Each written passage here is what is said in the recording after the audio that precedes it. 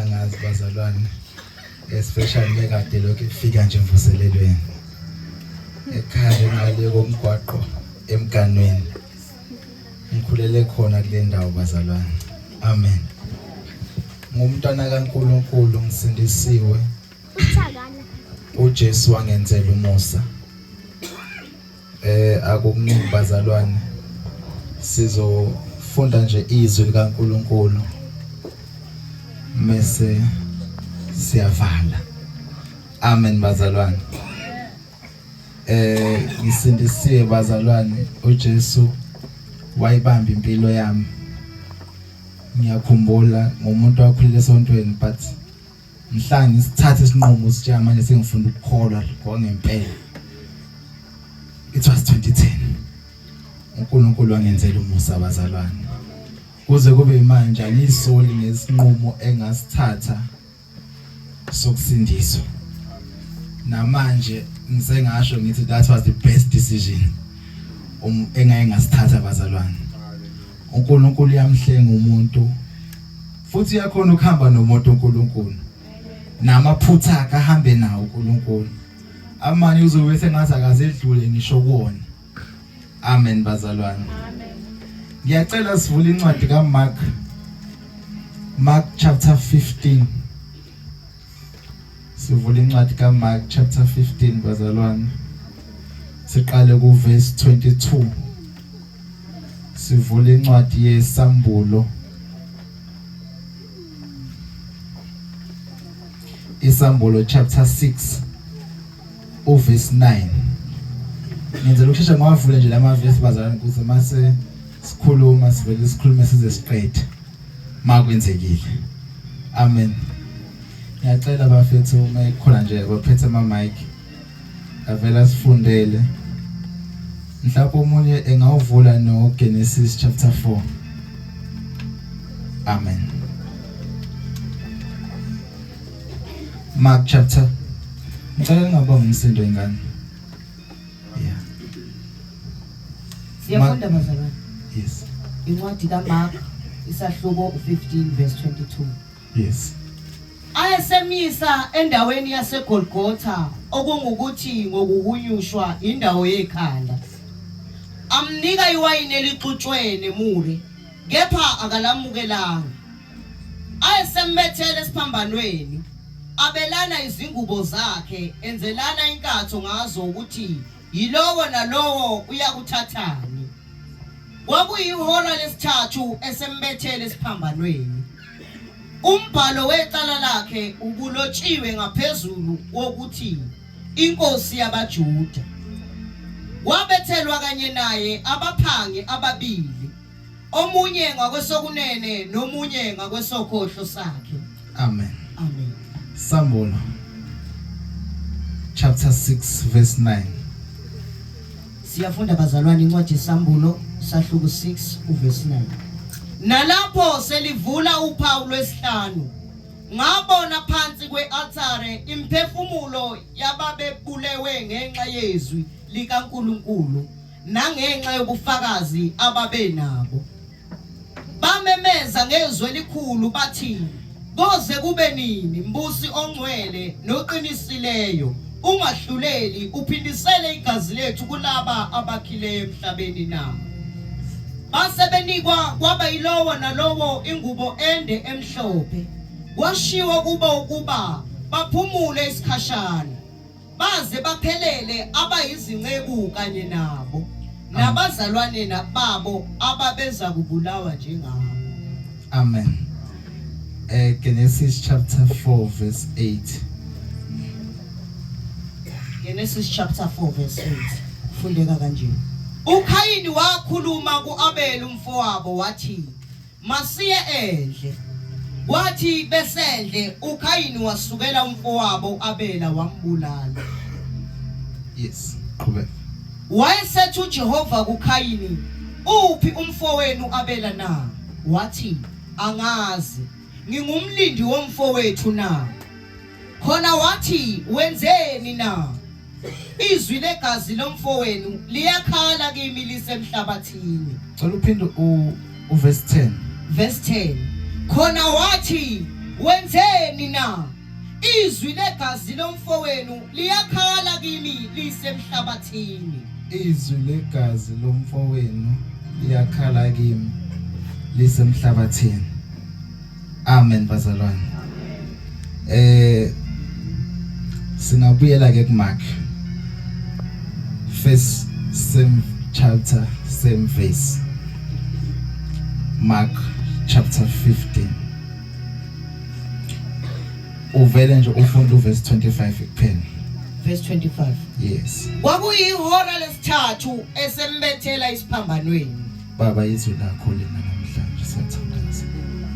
uNkulunkulu wethu namandla ngikhuluma ngakho. Ngegama likaJesu sikhuleka kule ndawo. Yothulisa lonke uhlobo lwemoya ngaphazamisa. Khuluma kwezwi lakho. Ngikhuleka namhlanje ngegama likaJesu Kristu. Amen. Amen bazalwane. Ngiyafisa nje indaba siyixoxe kahle. Ngoba khona into ongizima sometimes ukuthi siyixoxe kahle masikhela phezulu. Amen. La isifunda khona bazalwane sifunda ngenye yengxenye ezibalulekile for ukusindiswa kwethu. Amen bazalwane. Sikhuluma ngenye ingxenye ezibaluleke kakhulu ngempilo yomzalwane. Amen bazalwane. Lapho khona uJesu inkosi yethu ebethelwa. Amen bazalwane.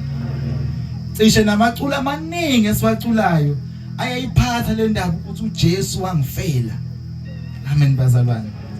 Sijwayele ukuyicula kakhulu ngoba indawo ebalekile. Angeke umuntu akholwe uma engayi-understand lento yokuthi wafelwa. Amen bazalwane. Akekho umuntu ongabe uMkristu ebengayi-understand lento yokuthi uJesu wangifela. Amen bazalwane.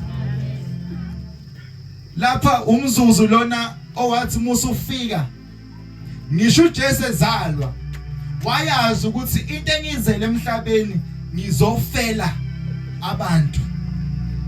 Kodwa umzuzu owathi noma usufika ngisho nakuye uJesu wabalukhuni.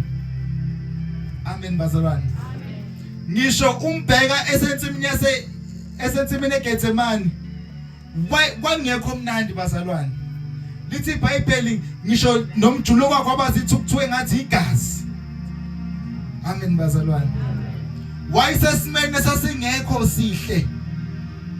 Kodwa wayesesimene okwakumele adlule kuso ukuze mina nawe sisindiswe.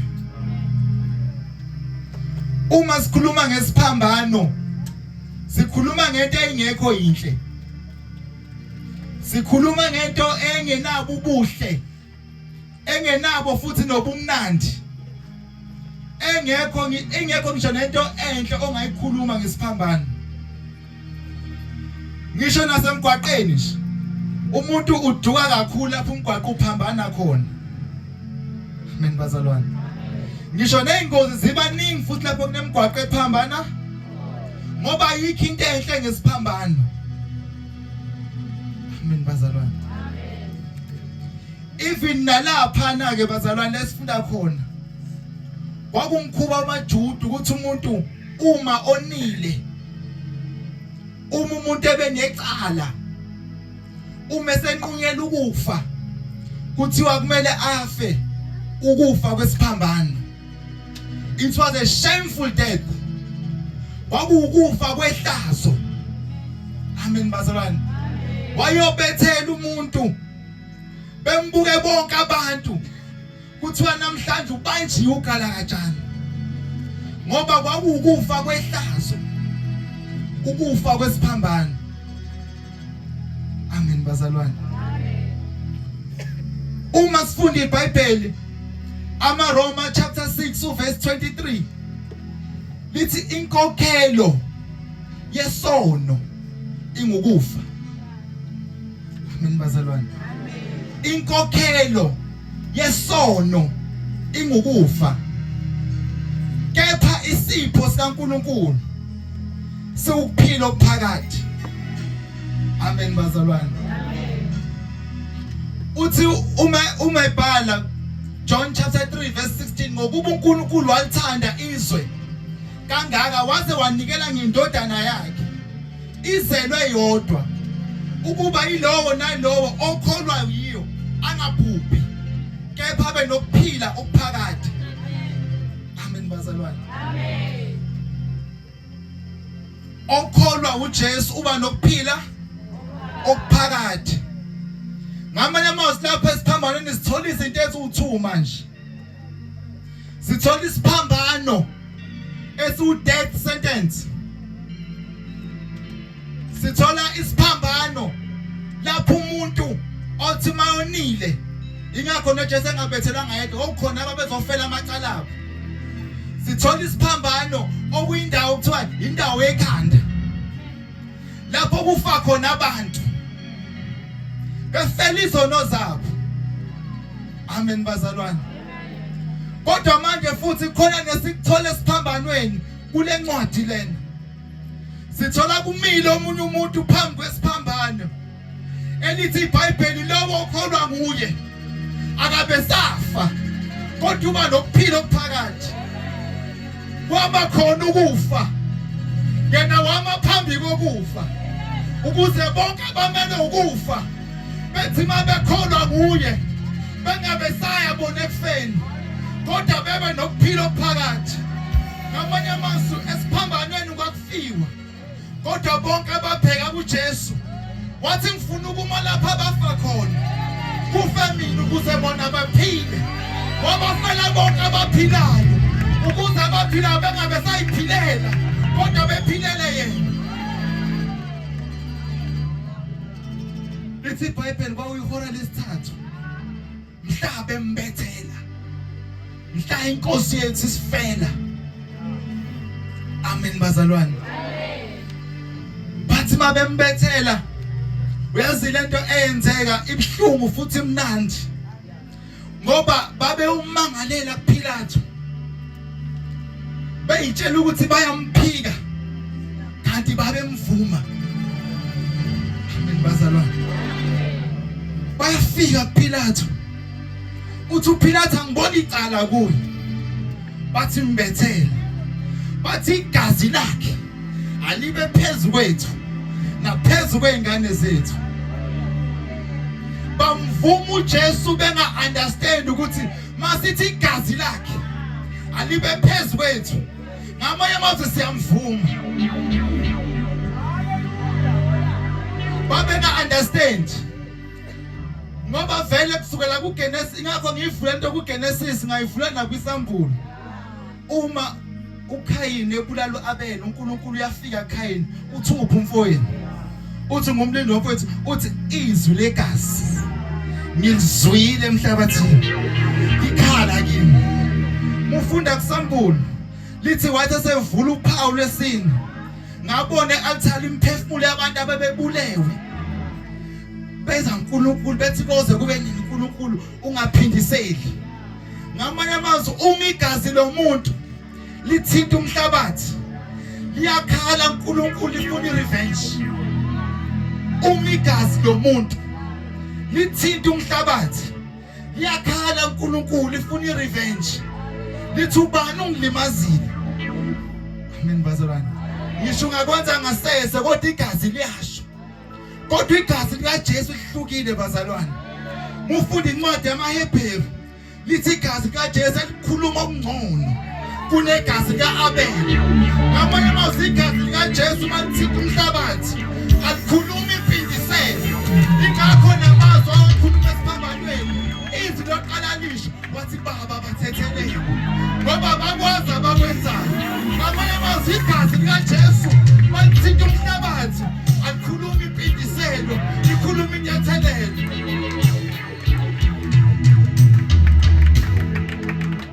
Umusubaza bethi igazi lakhe alibe phezu kwethu libe phezu kwabantwana bethu.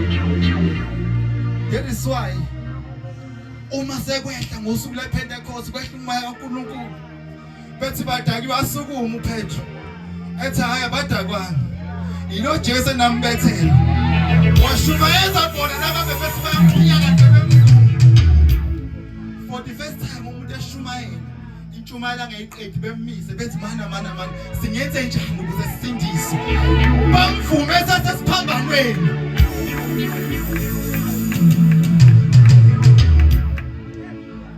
bazalwane gazi likaJesu likhuluma okungcono maliqhubeka lithi kwangeke kwenzeke ukuthi igazi leyinkomo neleyimbuzi lalingeke lisuse izono zomuntu kwajwayelekile bazalwane ukuthi njalo umuntu onile uma efuna ukulungisa impilo yakhe ahlabe isilwane esithini kodwa wayehlaba isilwane aphinda abuyele ezonweni zakhe asihlaba isilwane aphinda abuyele even nathi nangosiko lethu siyazi umuntu uyahlaba amen bazalwane kodwa manje khona into eyinkinga amen bazalwane lithi iBhayibheli uNkulunkulu wamenza umuntu wabangaphansana kwakhe manje izilwane zaba ngaphansi kakhulu komuntu manje angeke uthathe ifoni yomuntu muze ikhokha ngehlanu ngoba ivalue yefoni ingaphezulu kwevalue yehlanu manje yayingeke igazi lembuzi likwazi ukuhlanza izono zomuntu ngoba ivalue yembuzi nevalue yenkukhu ingaphansi kwevalue yomuntu wadingala something of higher value ukuthi izono zomuntu ihlanzwe ingakho kwangeke kwenzeke ukuthi igazi lezimvu negazi lembuzi lihlanze izono zomuntu kwadingakala igazi likaJesu khona into engiyithanda eyenzeke esiphambanweni uma uJesu eselenga amen bazalwane uyazi bazane wafu uJesu kwangabonakala ukuthi uJesu sefile akekho wanotice uma uJesu efa baze bathi asibaphula amathambo uma bebaphula amathambo abefika kuJesu bamfica sefile uJesu bathatha umkhonto wokuhlaba amen bazalwane bamgwaza ohlangothini kwaphuma igazi namanzi ilapho umhlaba waqala wazamazama khona amen bazalwane ngoba igazi likaJesu lalungisa ngisho nomhlaba umuntu ona uNkulunkulu waqala ngenyanga wayiqalekisa weza kwesona wamqalekisa bese fike endodeni akaqalekisa indoda uthi uqalekisiwe umhlabathi amen bazalwane manje kwathi igazi likaJesu malichitheka selithitha umhlabathi nomhlabathi wazamazama wenza ukuthi njengamanje uyakhuleka ingakho umuntu amkela uJesu zonke iqalekiso zozalo ziyaphela ngoba igazi likaJesu namandla igazi likaJesu namandla igazi likaJesu namandla uma kufika ingelosi uGabriel ithi yakuzala umntwana umqamba igama lokuthi uJesu ngokuba nguye oyokhulula abantu bakhe ezonweni zabo singakhuluma konke bazalwane ungagula uye emtholampilo uphila ungaba nenkinga uye kwabanye bexazulule kodwa umuntu exawe izono ayikho enye solution ekhona igazi likaJesu uyakuzala indodana uyiqambe ngokuthi uJesu ngokuba nguye okhulula izono amen bazalwane ngokuba nguye okhulula abantu bakhe ezonweni zabo ngamanye amazwi siyamdinga uJesu siyadinga ukuhlanzwa ngegazi lakhe uthi nakhuluma ngizayithazini wozani sithethe indaba noma izono zenu zibomvu kodwa ngiyazenza zibe mhlophe amen bazalwane ngamanye amazwi akekho phonseni ukuthi usuwone kangakanani kodwa uthi wozani sithethe indaba uJesu akanandaba ngenze ukuthi usuwonile waze wandiba namagama awahambisana nesono senzile kodwa uJesu uthi wozani sithethe indaba noma izono zakho zibomvu kodwa uyazenza sibe mhlophe. Uyazibona ngendlela uJesu akabuka ngayo umuntu. Uma ufunda iHlabelelo chapter 2 verse 2 lithi njengomduze phakathi kwameva sinjalo isithanda sami. Amen bazalwane. Umduze imbali enhle kodwa manje phakathi kwameva ngendlela ayithanda ngayo kumele ihlele. Bewagcoba ameva azomhlaba enyaweni, ewagcoba ameva amhlaba enyaweni, ewabamba ameva emhlaba ezandleni, ewabamba ameva emhlaba ezandleni. Ingakho nemvana wayibona ifetshini athi izayo ubani owakholwa ngesikuzulelo. Ingalo kaJehova yambulelwe ubani ngokuba yakhula njengethubela phambi kwakhe nanjengempande emhlabathini owomileyo engenasini engenabuntu bangayifundi yayiteleliwe ngabantu kodwa yabethathu ukubetha. Amen bazalwane. Nangemvimbo yakhe esiphilisiwe. Amen bazalwane. Yayiteleliwe ngabantu bathi sabe uNkulunkulu kodwa ke itelelekile njalo yabethathu ukubetha. Amen bazalwane. Yabethathu ukubetha yayihlanza izono zethu. Amen bazalwane. Amen bazalwane. Ayikho enye indlela umuntu angaba muhle ngayo phambi kaNkulunkulu. Ayikho enye indlela umuntu angaba muhle ngayo phambi kaNkulunkulu. Udinga ukuhlanza uJesu. Udinga ukuhlanza uJesu. Udinga ukuhlanza uJesu. Amen bazalwane. uJesu yena ofanele. Sithestiwe imphuzi zonke ayikwazi ukuhlanza impilo yomuntu. uJesu kuphela. Khona into engiyithandayo encwadini yeSambulo. uJohane uthola umbuzo othi ubani ofanele. Ubani ofanele ukuyivula incwadi yezimpawu ayifunde. Uthi lithi athi imiphendulo lithi akatholakala emazulwini. Akatholakala emhlabeni. Akatholakala ngaphansi komhlaba. Amen bazalwane. Waze wanzima umbuzo. Akatholakala ezulwini. Akatholakala emhlabeni. Akatholakala futhi ngaphansi komhlaba. Amen bazalwane. Uthi uJohane ngavele ngakhala. Amen bazalwane.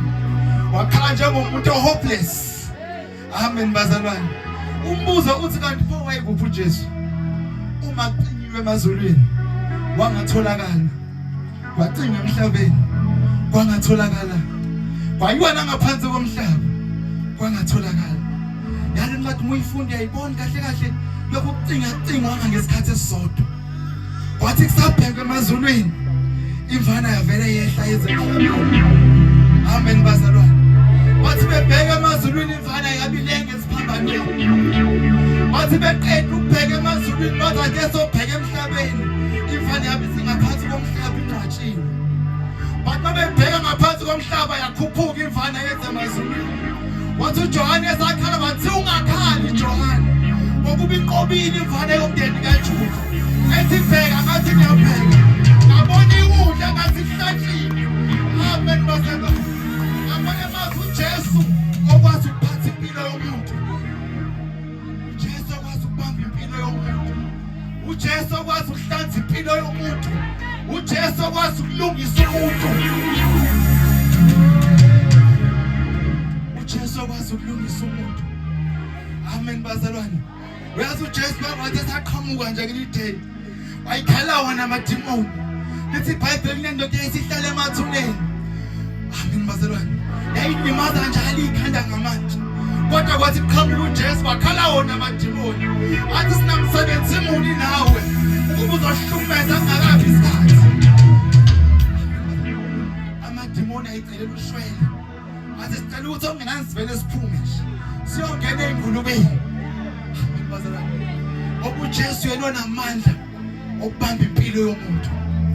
uJesu yena onamandla okubamba impilo yomuntu. And akukho omningi akakufunayo.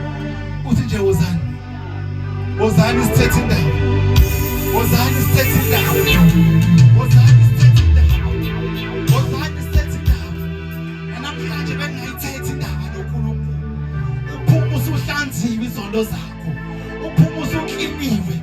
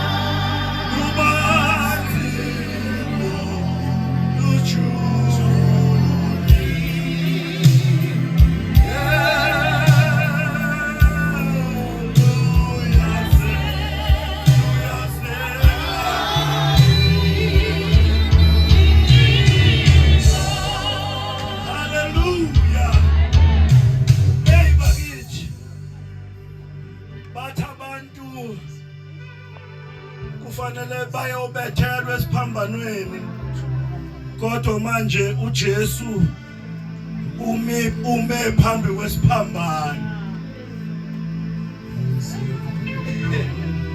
Hey, umi phambi kwesiphambano uthi ayilowo nje ongivumayo akasayi lapha yana ekufeni, kodwa useyoba nokuphila. Wakuvimba ukufa uJesu, kodwa khona abantu abangamfuni lo Jesu noma esekuvimbile ukufa. Kunabantu abasalokhu befuna ukuya ekufeni noma esekuvalile ukufa uJesu. Bathi ayisenzizaba, baphiza abantu bensizaba,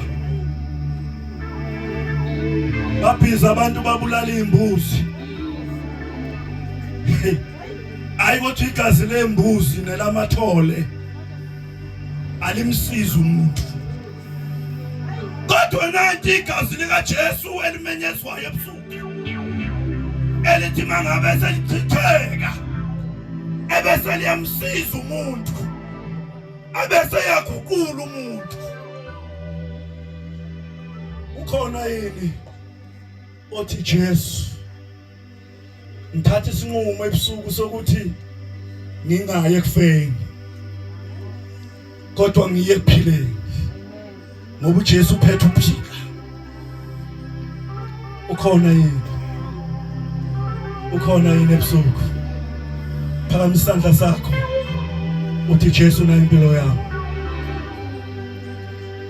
Ngimthanda uJesu uma esebulewe ebese bethelwe esiphambanweni, abese yathulwa esiphambanweni, abese efakwe ethuneni. Uma efika ethuneni wafika wathatha ikhiye zokufa, wayithatha ikhiye zokufa. Haleluya bazalwane, haleluya. Ngakho mangabe impilo yethu sesinikele kuye, asisaye ekufeni. Ukhona yini ebusuku? Phamisa isandla sakho, phamisa isandla sakho. Kanjalo abantu njalo bacabanga ukuthi njalo abantu njalo kuyadlalwa nje. Kanjalo abantu indaba kaJesu abayithathi serious, kodwa yona eyokwenza umuntu ukuthi afinyelele kuNkulunkulu, ngoba uJesu bazalwane uyindlela, uyiqiniso, ungukuphila. Uma umuntu efuna ukuphila, kufanele impilo yakhe esaphila emhlabeni ayinikeze uJesu, athi ngiphathela. Bese ziyashabalala inkinga. Ukhona yini ebusuku? Ukhona yini ebusuku? Phamisa isandla sakho, phamisa isandla sakho, phamisa isandla sakho kakhulu. Ukhona yini omunye? Ukhona yini omunye? Hayi lingadluli njalo leli thuba, lingadluli leli thuba, lingadluli. Ungalithathele leli thuba lidlule kalula. Phakamisa isandla sakho uthi Jesu na impilo yami. Ngoba nakulezi zinto engingene kuzo, ngingene ngoba impilo yami ngayinikelanga kuJesu. Kodwa uthatha leli thuba uthi Jesu na impilo yami, uyaphepha. Cela baphamisa izandla beze phambili. Uzani bafethu.